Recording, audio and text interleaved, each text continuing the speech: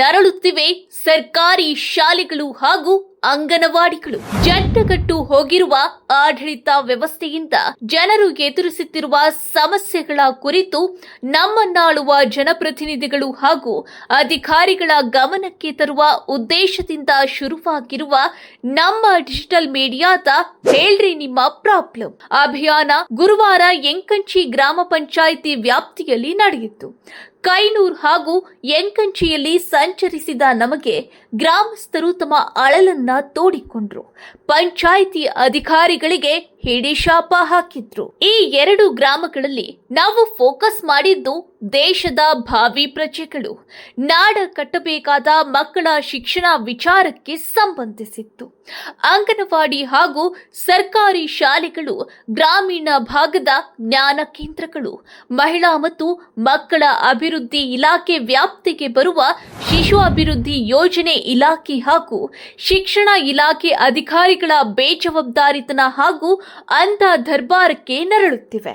ಕೈನೂರ್ ಗ್ರಾಮದಲ್ಲಿ 4 ಅಂಗನವಾಡಿಗಳಿವೆ. ಅದರಲ್ಲಿ ಒಂದು ಸ್ವಂತ ಕಟ್ಟಡದಲ್ಲಿದೆ, ಉಳಿದ 2 ಬಾಡಿಗೆ, ಇನ್ನೊಂದು ಚಾವಡಿಯಲ್ಲಿ ನಡೆಸಲಾಗ್ತಿದೆ. ಒಂದೊಂದು ಅಂಗನವಾಡಿಯಲ್ಲಿ ಕನಿಷ್ಠ 20 ಮಕ್ಕಳಿವೆ. ಆದ್ರೆ ಇಲಾಖೆಯಿಂದ ಇವುಗಳಿಗೆ ಸಿಗಬೇಕಾದ ಸೌಲಭ್ಯಗಳು ಸಿಗ್ತಿಲ್ಲ. ಕನಿಷ್ಠ ಕುಡಿಯುವ ನೀರಿನ ವ್ಯವಸ್ಥೆ ಮಾಡಲು ಆಗದಷ್ಟು ನಿಷ್ಕಾಳಜಿಯನ್ನ ಅಧಿಕಾರಿಗಳು ತೋರಿಸುತ್ತಿದ್ದಾರೆ. ನಮ್ಮ ಸಮಸ್ಯೆ ಏನ್ರಿ, ಬೋರ್ಡ್ ಇಲ್ರಿ. ಈ ಟಿವಿ ತಂದು ಕುಂದ್ರಸ್ಯಾರ ಗೌರ್ಮೆಂಟ್ನಿಂದ, ಅದು ಕರೆಂಟ್ ಇಲ್ಲ. ಮತ್ತು ಇದಕ್ಕೆ ನೀರಿಲ್ರಿ. ಅಂಗನವಾಡಿಗೆ ನೀರಿಲ್ಲ ಅಂದ್ರೆ ತಂದು ಹಾಕ್ಬೇಕ್ರಿ. ಅದು ಎಲ್ಲಿದ್ರಿ ಅಲ್ಲಿ ಹೋಗ್ಬೇಕ್ರಿ, ಹಳ್ಳದ ದಂಡಿಗೆ ಹೋಗ್ಬೇಕ್ರಿ ಹೆಲ್ಪರ. ಇಲ್ಲಿ ಮಕ್ಕಳು ಕುಂದ್ರಿಸ್ಬೇಕ್ರಿ. ನಮ್ದು ಮೀಟಿಂಗ್ ಇರ್ತದ, ಹೌದು ಇರ್ತದ. ಆಕಿ ಇಲ್ಲಿ ಕುಂದ್ರಿಸಿ ಹೋಗುದ್ರ ಹುಡುಗರು ಓಡಿಬಿಡ್ತಾವ್ರಿ. ಪಂಚಾಯತಿಯವ್ರು ಮಾಡಿಸ್ಬೇಕಂತ ಹೇಳ್ತಾರ್ರಿ. ಪಂಚಾಯತಿಯವ್ರು ಏನು ಮಾಡೋದಿಲ್ಲ ಬಿಡೋದಿಲ್ರಿ ಸರ್. ಅವ್ರು ಪಂಚಾಯತಿಯವ್ರು ಕೇಳೋಣ, ಅವ್ರೇನು ಹೇಳ್ತಾರೆ. ಅವ್ರು ಪಂಚಾಯತಿಗೆ ಒಮ್ಮೆ ಇದ್ದಾಗ ಅವ್ರಿದ್ದಾಗ ಅಟ್ಟೆ ಅವ್ರು ತಮ್ಮ ಮೀಟಿಂಗ್ ತೊಗೋತಾರೆ, ಕಳಿಸಿಬಿಡ್ತಾರೆ. ನಮ್ಮ ಸಮಸ್ಯೆ ಯಾರು ಕೇಳೋರಿ? ಅಂಗನವಾಡಿ ಹಳ್ಳಿ ಅದು ಏನೇನು ಸಮಸ್ಯೆ ಅದು ಅಂಗನವಾಡಿಗೆ ಅನ್ನೋದು ಯಾರಿಗೆ ಗೊತ್ತದ್ರಿ? ಯಾರಿಗೂ ಗೊತ್ತಿರಲ್ರಿ. ಬರೀ ಮಾಡ್ರಿ ಕೆಲಸ ಅಂದ್ರೆ ನೋಡ್ರಿ ಟಿವಿ ತಂದು ಕುಂದ್ರಿಸ್ಯಾರ. ಅದಕ್ಕೆ ಕರೆಂಟ್ ಇಲ್ಲ, ಬೋರ್ಡ್ ಹಾಕಿಲ್ರಿ. ಒಟ್ಟು ಎಷ್ಟು ದಿನ ಆಯ್ತು ಅದು ಬೋರ್ಡನೇ ಇಲ್ಲ. ಅದಕ್ಕೆ ಒಮ್ಮೆ PS ಅವೇನು ಯಾರ ಬಂದಿದ್ರು, ನೀ ಬೋರ್ಡ್ ಹಾಕ್ಸಿ ನೋಡ್ಬಾಯಿ ಅಂತ ನನಗೆ ಹೇಳಿ ಹೋಗ್ಯಾರ. ಇಲ್ಕಂದ್ರೆ ನಾನೇ ತೆಗೆದು ಹಾಕ್ತೀನಿ ತಂದಾರ್ರಿ ಅವರು. ಇನ್ನು ಇಲ್ಲಿನ ಸಿಬ್ಬಂದಿಗಳಿಗೆ ವೇತನ ಸಹ ಸರಿಯಾಗಿ ಸಿಗ್ತಿಲ್ಲ. ಈಗ ಮಾಡ್ಲಕತ್ತಿ 18 ವರ್ಷ ಆಯ್ತು ರೀ. ಪಗಾರದೇ ಸಮಸ್ಯೆ ಭಾಳ ಅದ್ರಿ. ಪಗಾರೇ ಆಗಲ್ರಿ. ತಿಂಗಳ 4 ತಿಂಗಳು ಇತ್ತಂದ್ರೆ 2 ತಿಂಗಳು ಹಿಡ್ಕೋತಾರೆ ರೀ. 2 ತಿಂಗಳು ಹಾಕ್ತಾರೆ. ಬಜೆಟ್ ಇಲ್ಲ ಅಂತ ಹೇಳ್ತಾರೆ ರೀ ಅವರು. ಸರ್ಕಾರ ಹಂಗಾದ ಬಜೆಟ್ ಇಲ್ಲ, ನಾವೇನು ಮಾಡ್ಬೇಕಂತಾರೆ. ಪಗಾರೇ ಸರಿಯಾಗೇ ಇಲ್ರಿ. ಬರಲ್ರಿ. ಈಗ ಮತ್ತೆ 2 ತಿಂಗಳಾಯ್ತು ನೋಡ್ರಿ ಪಗಾರ ಇಲ್ರಿ. ಏನು ಕೇಳಲ್ರಿ, ರೊಕ್ಕ ಪಿಕ್ಕ ಏನು ಕೇಳಲ್ರಿ. ಸುಳ್ಯಾಕ ಅದ್ರ ಪಗಾರೇ ಲೇಟ್ ಮಾಡಿ ಹಾಕ್ತಾರ್ರಿ. ನಾವೇ ದೊಡ್ಡ ಹೈರಾಣ ಅದ್ರಿ ನಮ್ಮದು.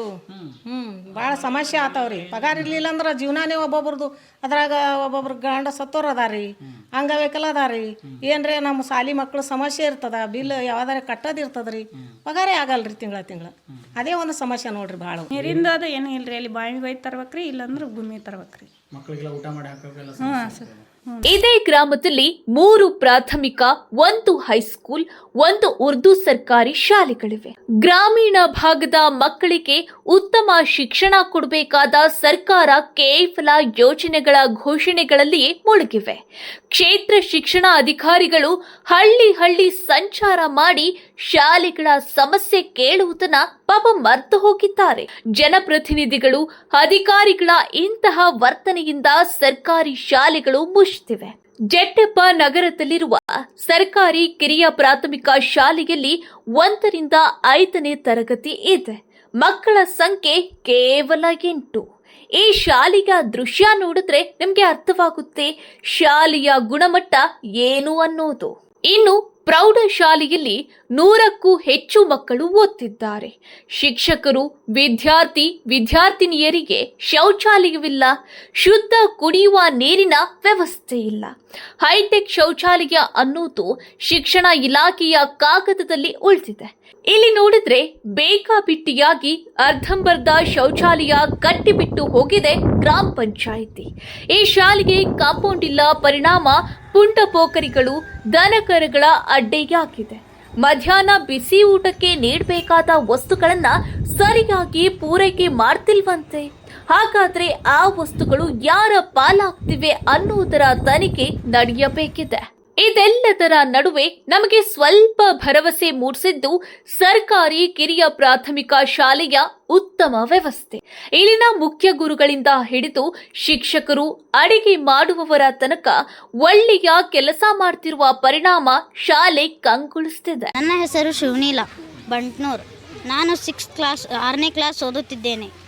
ನಮ್ಮ ಶಾಲೆ ಅತ್ಯುತ್ತಮವಾಗಲು ಕಾರಣವೆಂದರೆ ಎಲ್ಲ ಶಿಕ್ಷಕರು, ಮುಖ್ಯ ಶಿಕ್ಷಕರಾಗಿರ್ತಕ್ಕಂಥ ಬಿರಾದರ್ ಸರಿಂದ ನಮ್ಮ ಶಾಲೆ ಚೆನ್ನಾಗಿ ನಡೆದಿದೆ.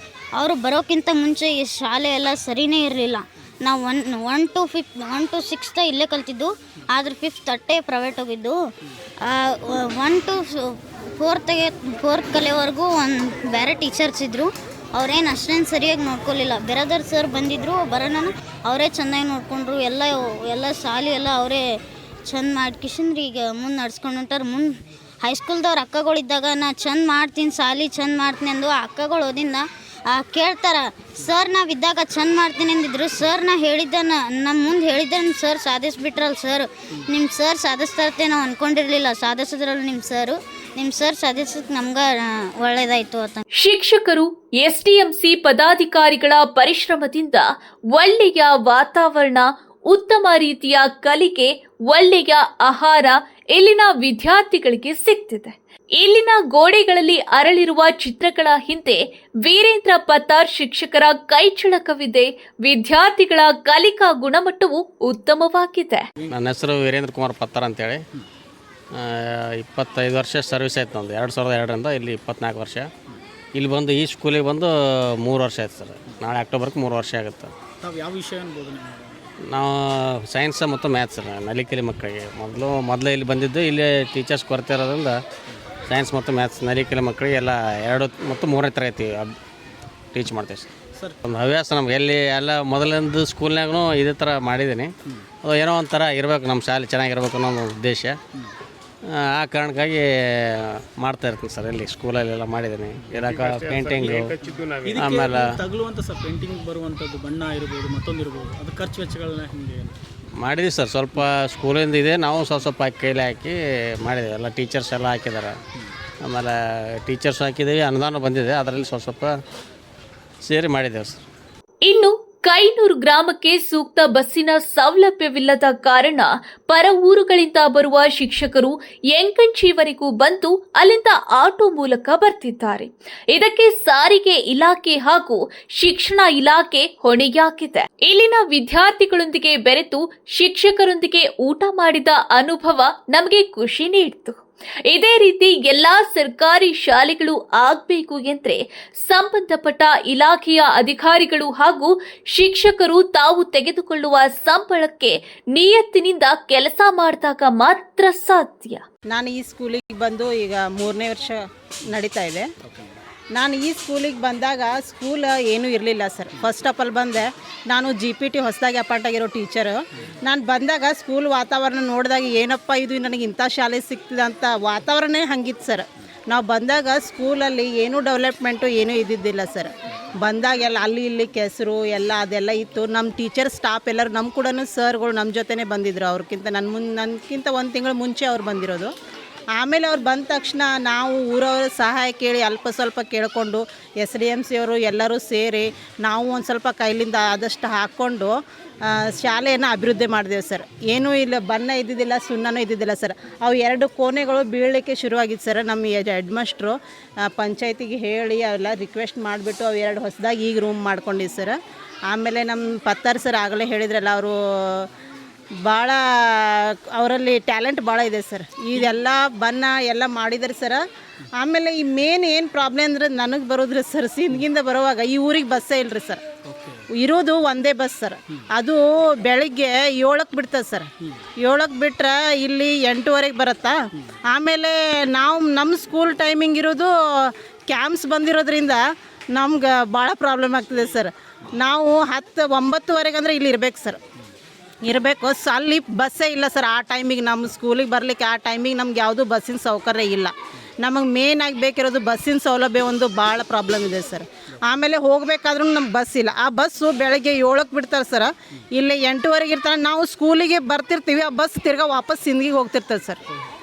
ಬಸ್ ಇಲ್ಲ. ಆಮೇಲೆ ಸಂಜೆ ಹೊತ್ತು ನಮಗೆ ಬಸ್ ಇಲ್ಲ ಸರ್. ಮತ್ತು ಅದಕ್ಕೆ ಹೆಂಗೆ ಬರ್ತಾ ಇದ್ದೀರಿ ಮೇಡಮ್? ನಾವು ಹೆಂಗೆ ಬರ್ತೀವಿ ಅಂದರೆ ಸರ್, ಸಿಂದಗಿಂದ ಎಂಕಂಚಿ ತನಕ ಬರ್ತೀವಿ ಸರ್ ಬಸ್ಸಲ್ಲಿ. ಬಂದುಬಿಟ್ಟು ಅಲ್ಲಿಂದ ಎಲ್ಲ ಟೀಚರ್ಸ್ ಕೂಡಿ ಒಂದು ಆಟೋ ಮುಗಿಸಿವಿ ಸರ್. ಓಕೆ. ಆಟೋ ಮುಗಿಸಿವಿ ರೀ. ಆಟೋಗೆ ಬರ್ತೀವಿ ರೀ ನಾವು. ಇಲ್ಲಿ ಒಂದು ಹೈಸ್ಕೂಲ್ ಟೀಚರ್ಸ್ ಇದಾರೆ, ಒಂದು 7-8 ಜನ ಟೀಚರ್ಸ್ ಅದೀವಿ ರೀ. ಎಲ್ಲರೂ ಸೇರಿ ಆಟೋ ಮುಗಿಸ್ಕೊಂಡು ಬರ್ತೀವಿ ರೀ. ಮತ್ತು ಅದೇ ಆಟೋನು ನಾವು ಸಂಜೆ ಕಡೆ ತೊಗೊಂಡು ಹೋಗ್ತೀವಿ ಸರ್. ಟೀಚರ್ಸ್ಗಳಂತೆ, ಮಹಿಳಾ ಟೀಚರ್ಸ್ಗಂತೆ ಶೌಚಾಲಯದ ಏನಾಗಲ್ಲ? ಏನಿಲ್ಲ ಸರ್, ಶೌಚಾಲಯ ಏನಿಲ್ಲ ರೀ. ಸ್ವಲ್ಪ ಮಕ್ಕಳದನ್ನೇ ನಾವು ಯೂಸ್ ಮಾಡ್ಕೋತಾ ಇದ್ದೀವಿ ಸರ್. ರಾಮಚಂದ್ರ ಬೇರಾದರ್ ಅಂತೇಳಿ ಈ ಶಾಲೆಗೆ ಬಂದು 3 ವರ್ಷ ಆಯ್ತು ಸರ್. ಇದಕ್ಕೂ ಮುಂಚೆ ಶಾಪುರ ತಾಲೂಕಿನ ಬೌದ್ದೂರು ಶಾಲೆಯಲ್ಲಿ ಟೀಚರ್ಗೆ ವರ್ಕ್ ಮಾಡಿದ್ದೀವಿ. ಬಟ್ ಇಲ್ಲಿ HM ಚಾರ್ಜ್ ತೊಗೊಂಡ್ಮೇಲೆ ಶಾಲಾ ವಾತಾವರಣ ಸುಂದರವಾಗಿದ್ದಾಗ ಮಕ್ಕಳ ಕಲಿಕೆ ಸೃಜನಾತ್ಮಕ ಮತ್ತು ಮನೋರಂಜನೆಯಿಂದ ಕೂಡಿರ್ತದೆ. ಜೊತೆಗೆ ಮಕ್ಕಳು ಸ್ವಲ್ಪ ಉತ್ಸಾಹ ಮತ್ತು ಕಲಿಕೆಯಲ್ಲಿ ತೊಡಗಿಸಿಕೊಳ್ಳೋದ್ರಿಂದ ಗುಣಾತ್ಮಕ ಕಲಿಕೆಯಿಂದಾಗಿ ಮುಂದೆ ನಮ್ಮ ಸಭ್ಯ ಸುಂದರ ಸದೃಢ ಭಾರತವನ್ನು ಕಟ್ಟುವ ಒಂದು ಅಭಿಲಾಷೆ ನಮ್ಮದು. ಆ ನಿಟ್ಟಿನಲ್ಲಿ ನಮ್ಮ ಕೈಲಾದ ಅಳಿಲು ಸೇವೆಯನ್ನು ಸಲ್ಲಿಸಲಿಕ್ಕೆ ಪ್ರಯತ್ನ ಮಾಡ್ತಾಯಿದ್ದೀವಿ. ಇವಾಗ ನಮ್ಮ ಮಕ್ಕಳಿಗೆ ಅತಿ ಅವಶ್ಯವಾಗಿ ಬೇಕಾಗಿರೋದು ಪ್ರೊಜೆಕ್ಟರ್ ಬೇಕು ಸರ್. ಜೊತೆಗೆ ಗಂಡು ಮಕ್ಕಳಿಗೆ ಟಾಯ್ಲೆಟ್ ರೂಮ್ಗಳ ಸ್ವಲ್ಪ ಸಮಸ್ಯೆ ಇದೆ. ಆ ಟಾಯ್ಲೆಟ್ ರೂಮ್ಗಳು ಇಷ್ಟ ಆಗಬೇಕಾಗಿತ್ತು. ಆದರೆ 2024-25ನೇ ಸಾಲಿನೊಳಗೆ ಪಂಚಾಯತಿ ಅಭಿವೃದ್ಧಿ ಅಧಿಕಾರಿಗಳು ಮತ್ತು ತಾಲೂಕು ಪಂಚಾಯತಿ ಇಒ ಸರ್ ಬಂದು ನೋಡಿದಾಗ ಇದನ್ನು ಮಾಡಲಿಕ್ಕೆ ಒಂದು ಪ್ಲ್ಯಾನು ಕೂಡ ಮಾಡಿದ್ದಾರೆ ಸರ್. ಬಟ್ ವರ್ಕ್ ಕಂಪ್ಲೀಟ್ ಆಗಲಿಲ್ಲ. ಇರ್ತಕ್ಕಂಥ ಟಾಯ್ಲೆಟ್ ರೂಮ್ ಬೀಳಿಸ್ಬಿಟ್ಟು ಹೊಸದು ಮಾಡ್ತೀವಿ ಅಂತ ಹೇಳಿದ್ರು, ಬಟ್ ಮಾಡಲಿಲ್ಲ.